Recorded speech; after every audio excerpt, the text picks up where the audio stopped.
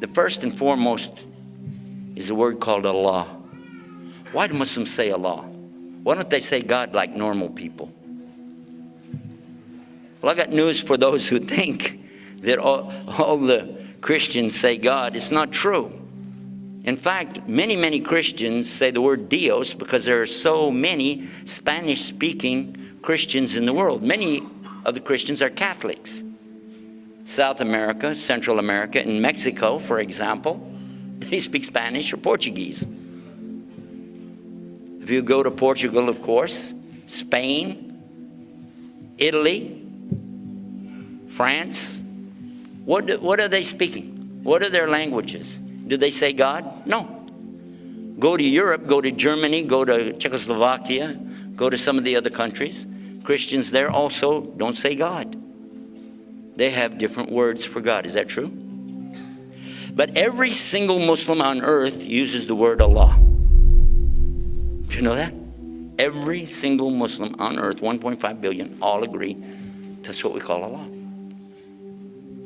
And, by the way, all of the Arab Christians also use the word Allah. And the Arab Jews as well. The word Allah is in the Arabic Old Testament, page 1, 17 times. And the word Allah is in the New Testament, Alif Lam Lam Ha. So for the benefit of those who think that there's something wrong with using Allah, it was used before there was the word God. The word God didn't exist even 1,000 years ago because there was no English until the Normans invaded the Saxons in 1066 AD. What did they call him before that? The word Allah means, let's find out the meaning. It comes from the root ilah. Ilah means anything which is worshipped. A rock, a stick, a stone, a bone can be worshipped, right? And you can say Al-Ilah, which means the God, still doesn't bring it to the level of the God as in Allah. In English, you have to see it written down because it's the same word. You have to see the big G or the little G or you didn't know.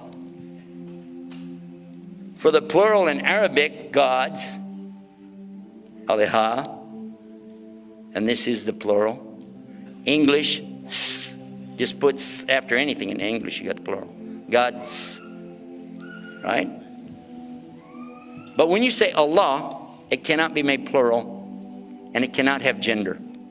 Even though it says he, huwa, in the Arabic, and even though it says we, in the Arabic, nahnu, it's only out of respect and out of royalty, never out of plural and never out of gender. God is not a man, God is not a woman, and he doesn't compare to his creation. And he said, Lam yalid, wa lam yulad, wa lam yakuluhu kufuwan ahad. He's not the son of anything. He's not the father of anything. He doesn't compare to anything. There's nothing compares to him. And he's ahad, one, unique, not like anything else. That's right? Amazing, huh? What's really amazing is that I found a similar verse in the Old Testament in the book called Numbers chapter 23, verse 19. God is not a man that he should sin. And God's not the son of man that he should repent. So there we go. We have some things right there that amazingly we're a lot closer maybe than we think.